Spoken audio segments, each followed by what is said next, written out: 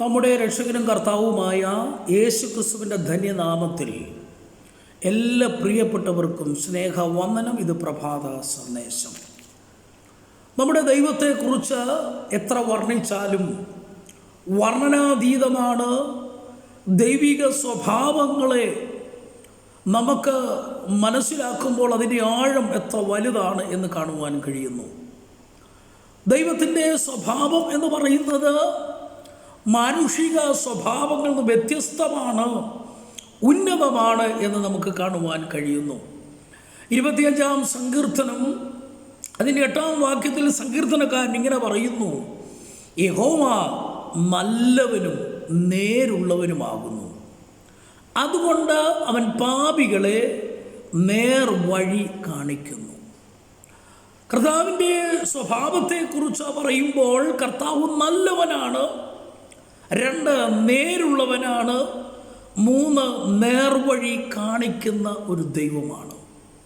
ഇന്ന് ലോകത്തിൽ നേരുള്ളവൻ എന്ന് പറയുന്നവർ ഉണ്ടെങ്കിൽ പോലും അവർ നല്ലവരായിരിക്കണമെന്നില്ല.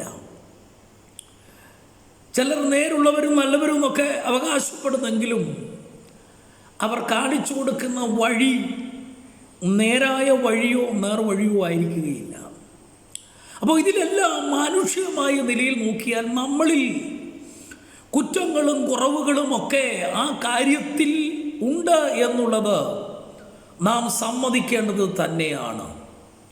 അങ്ങനെയെങ്കിൽ ദൈവിക സ്വഭാവങ്ങളെ മനുഷ്യരിലേക്ക് പകർന്നു തരുവാനാണ് എക്കാലവും ദൈവവചനത്തിലൂടെ നമുക്ക് കാണുവാൻ കഴിയുന്നത്. നേർവഴി കാണിച്ചു തരുന്ന ഒരു നല്ല കർത്താവ്. അവിടെ കൊടുത്തിരിക്കുന്ന വാക്ക് പാപികളെ അവൻ നേർവഴി കാണിക്കുന്നു. പാപികൾ ദൈവത്തിങ്കിലേക്ക് മനം തിരിഞ്ഞു വരണം. പാപം ചെയ്യുന്നവർ, അനീതി ചെയ്യുന്നവർ, ദുഷ്ടത ചെയ്യുന്നവരൊക്കെ അതിലൂടെ പോകരുത് എന്ന് ആഗ്രഹിക്കുന്ന ദൈവത്തിൻ്റെ മാർഗവും അത് തന്നെയാണ്. ക്രിസ്തു മാർഗവും അത് തന്നെയാണ് പഠിപ്പിക്കുന്നത്, നേർവഴിയുടെ മാർഗം. അങ്ങനെയെങ്കിൽ ദൈവിക സ്വഭാവങ്ങൾ നമ്മളിലേക്ക് പകർന്ന് തരുവാൻ ഏത് യുഗങ്ങൾ കാലഘട്ടങ്ങൾ പഠിച്ചാലും അത് ദൈവികമായ ഒരു കാര്യമാണ്, പദ്ധതിയാണ്. ദൈവം നേരുള്ളവനാണ്, അവൻ നല്ലവനാണ്. ഈ ലോകത്തിൽ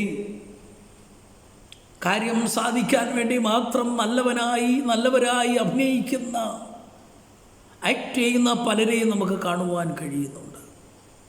എന്നാൽ ദൈവത്തെക്കുറിച്ച് പറയുമ്പോൾ ഒരു കാലഘട്ടത്തിലേക്ക് മാത്രമല്ല, ഒരു പർട്ടിക്കുലർ പീരീഡിലേക്ക് മാത്രമല്ല, ദൈവം എക്കാലവും, നിത്യനായ ദൈവം എക്കാലവും അവൻ നേരുള്ളവനാണ്, ദൈവം നല്ലവനാണ്.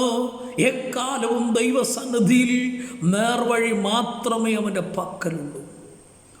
ഈ ദൈവത്തിൽ നമുക്ക് ആശ്രയിപ്പാൻ, ഈ ദൈവത്തോട് നമുക്ക് ചേർന്ന് നിൽക്കുവാൻ കഴിയണം. നാം നല്ലവരല്ലെങ്കിൽ തീർച്ചയായും അത് നമ്മളെ നാശത്തിലേക്കാണ് നടത്തുന്നത്.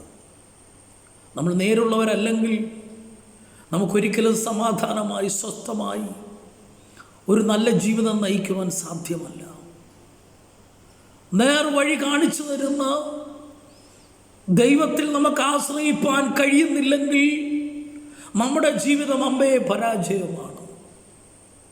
അങ്ങനെയെങ്കിൽ നല്ലവനും നേരുള്ളവനുമായ, നേർവഴി കാണിക്കുന്നവനുമായ ദൈവത്തിൽ ആശ്രയം വെച്ചുകൊണ്ട് നല്ലൊരു ജീവിതം കെട്ടിപ്പടുക്കുവാൻ സർവകൃപാലുവായ നല്ലവനായ ദൈവം നമ്മെ എല്ലാവരെയും സഹായിക്കട്ടെ എന്ന് ആശീർവദിക്കുന്നു, ആഗ്രഹിക്കുന്നു, പ്രാർത്ഥിക്കുന്നു.